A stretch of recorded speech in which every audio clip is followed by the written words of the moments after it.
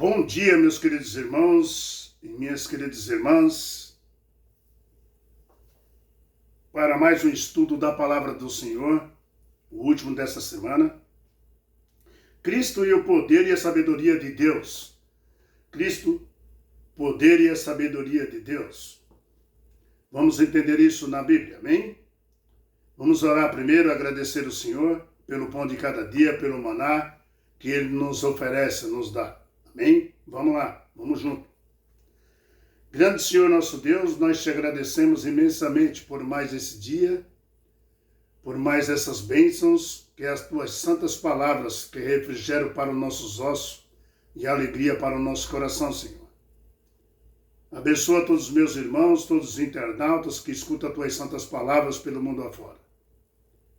Traga paz para todos nós nesses dias difíceis. E muito obrigado por tua paciência conosco. Nós te agradecemos por esse estudo em nome de Jesus Cristo. Amém. Muito bem, vamos lá. Cristo, o poder e a sabedoria de Deus. Paulo, o apóstolo Paulo, apontava a sabedoria de Deus, né? E a sabedoria humana, que são essenciais muito diferentes, a ponto incomparável, tá? Incompatível também. A sabedoria de Deus não é a mesma coisa, a sabedoria do homem não é a mesma coisa que a sabedoria de Deus. Note que Paulo não rejeitava a sabedoria humana em si. Muito tipo de sabedoria humana que pretende competir com Deus. Tem muitos. Muito mesmo. Tem muito tipo de sabedoria humana que tenta competir com a de Deus. A sabedoria humana é incapaz de libertar o homem do pecado. Tá? Como a filosofia dos tempos modernos, a ciência, tá? É incapaz. Tá? Nada disso te liberta do pecado. Tá bom? É por isso que o psicólogo moderno descarta Jesus. Sabia disso? Aquele que não ora com paciência ou com seus pacientes, o psicólogo com seus pacientes não ora, ele não encontra solução para os problemas, né, psíquicos, né? Porque só Jesus salva, meu irmão. E só Jesus cura. Então, aquele que não ora, fica difícil, né? Agora, o psicólogo cristão que apela para Jesus Cristo e conduz as pessoas aos pés de Jesus Cristo, esse fará grande sucesso. Pode ter certeza.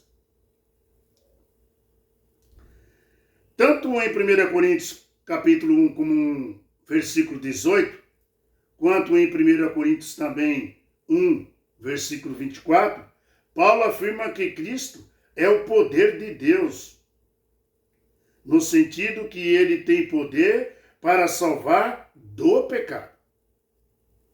De fato, Deus achou por bem salvar os que creem por meio da loucura da pregação, como está em livro de 1 Coríntios, capítulo 1, versículo 21. Todos esses textos, né, que foram chamados, todas essas palavras, esses textos foram chamados, e as expressões que diferem o mesmo grupo de pessoas que experimenta a salvação pela fé, né? O Evangelho, meu querido irmão, é o poder de Deus para a salvação de todos os que creem, como está no livro de Romanos, capítulo 1, versículo 16. Todos esses textos que nós citamos aqui, né? Nada se compara, né, com o poder de Deus dentro da psicologia moderna, dentro da ciência moderna, Mas Paulo, aqui nesses textos, difere como Jesus Cristo, né, é o único que pode nos salvar e tirar nós do pecado. Vamos ler aqui livro de 1 Coríntios 1, né, de novo, né, capítulos de 1 Coríntios, capítulo 1. 1 Coríntios, capítulo 1. Vamos ver aqui a partir do versículo 24, de novo, vamos ver. Está escrito assim: mas para os que foram chamados, tanto judeus como gregos, pregamos a Cristo, o poder de Deus e a sabedoria de Deus. Porque a loucura de Deus é mais sábia do que a dos homens, e a fraqueza de Deus é mais forte do que a dos homens. Paulo foi bem categórico aqui, né? Ele fala: irmãos, reparai, pois, na vossa vocação, visto que não foram chamados muitos sábios segundo a carne, nem muitos poderosos, nem muitos de nobre nascimento. Pelo contrário, Deus escolheu as coisas loucas do mundo para envergonhar os sábios, e escolheu as coisas fracas do mundo para envergonhar os fortes. Olha como que Deus trabalha. Deus pega o impossível e torna no possível. E ele fala: e Deus escolheu as coisas humildes do mundo e as desprezadas, aquelas que não são, para reproduzir nada as que são, a fim de que ninguém se vanglorie na presença de Deus. Mas vós sois dele, em Cristo Jesus, o qual se tornou da parte de Deus sabedoria e justiça, e santificação e redenção, para que, como está escrito, aquele que se glorie, glorie-se no Senhor. Aleluia! Querido, minha querida, aqui você vai ver a repetição, né, das palavras loucura e louco, né? Várias vezes nesses versos. Quais são as condições para Deus usar uma pessoa? Quais são as condições para Deus usar uma pessoa? Meu irmão, primeiro, humildade, desconfiança de si mesmo. Isso, para ser um obreiro de Deus, você tem que desconfiar de você mesmo. Mesmo isso, para ser um obreiro de Deus. Aí você vai começar a confiar plenamente no poder de Deus. Você tem que ter autodesconfiança de você mesmo. Essa que é o pior. É difícil? Não é fácil. É fácil. Basta você colocar Cristo em primeiro lugar na sua vida.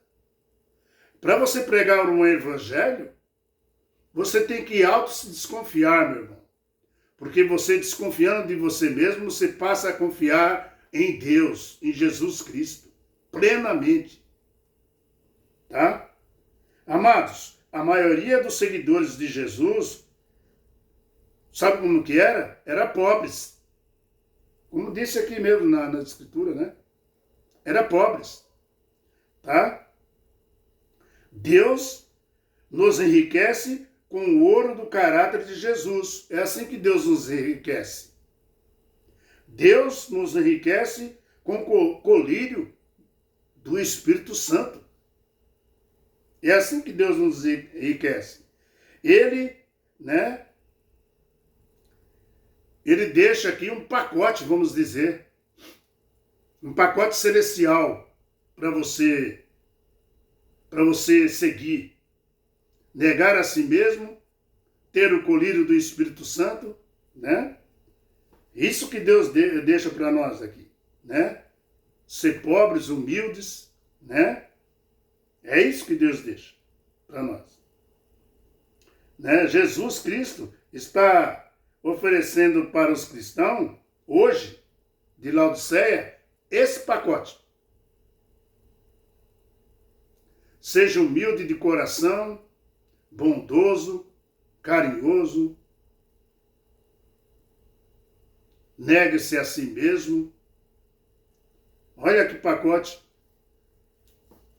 Que aí você tem um colírio do Espírito Santo na sua vida. E aí você pode pregar o Evangelho com muita autoridade, mostrando o rosto de Jesus. As pessoas olhando para você e vendo Jesus em você. Amados, é isso. É esse pacote que Deus deixa para a igreja de Laodiceia.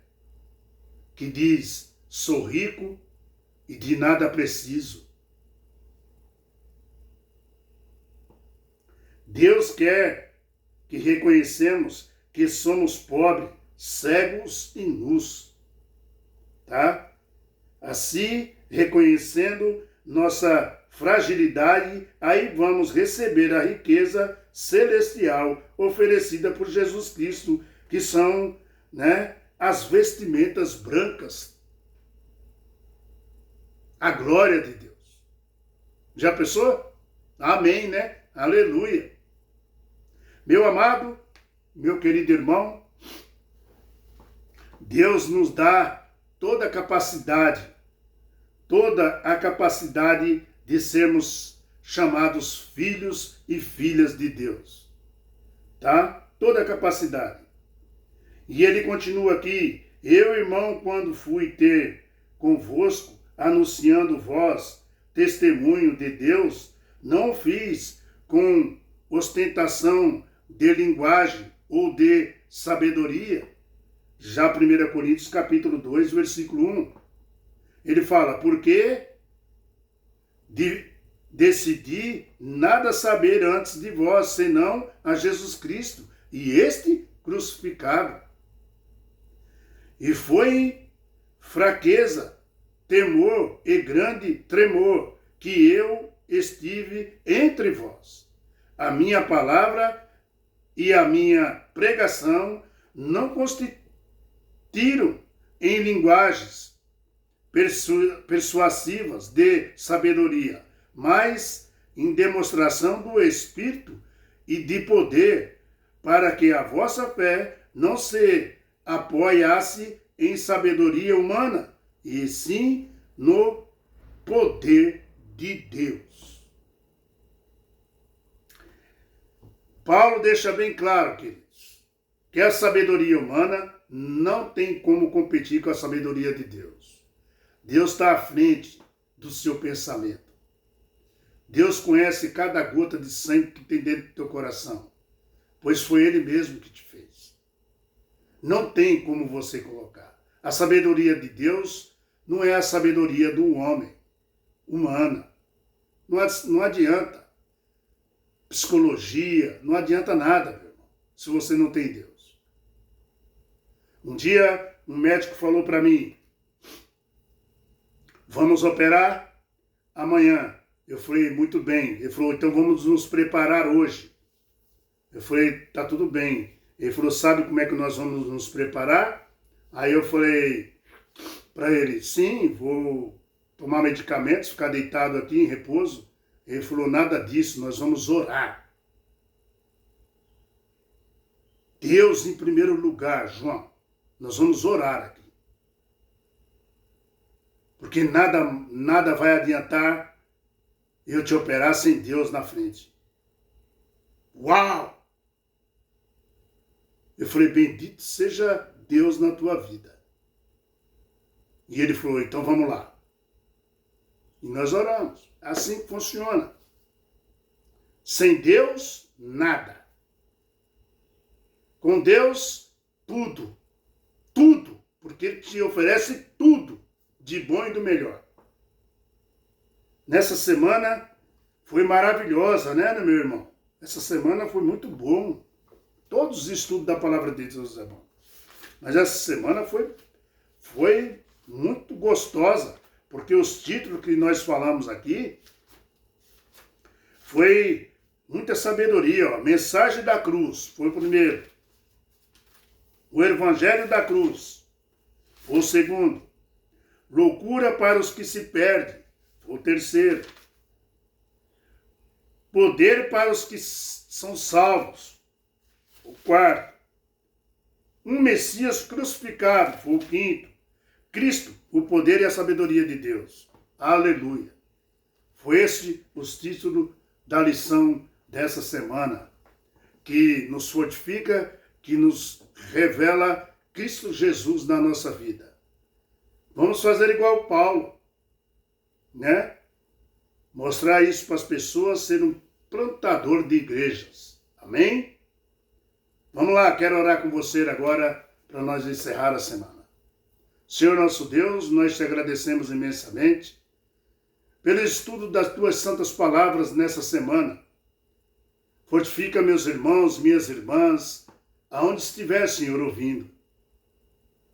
Dê a paz para eles e a sua família, no seu trabalho, em tudo que eles fazem. Vai nos preparando, Senhor, para ter o azeite, o Espírito Santo na nossa vida, a lâmpada para os nossos pés, que é as tuas santas palavras. Nos preparando para o dia da tua volta, querido Jesus. Estamos te aguardando. Bendito será o dia da tua volta, nas nuvens do céu, com poder e muita glória. E nós vamos gritar bem alto: esse é o nosso Deus a quem nós aguardávamos. Aleluia! Nós te agradecemos pelo pão de cada dia no dia de hoje, em nome de Jesus Cristo. Amém. Tchau, pessoal. Até a próxima semana, hein? Tamo junto. Compartilha aí. Vamos junto.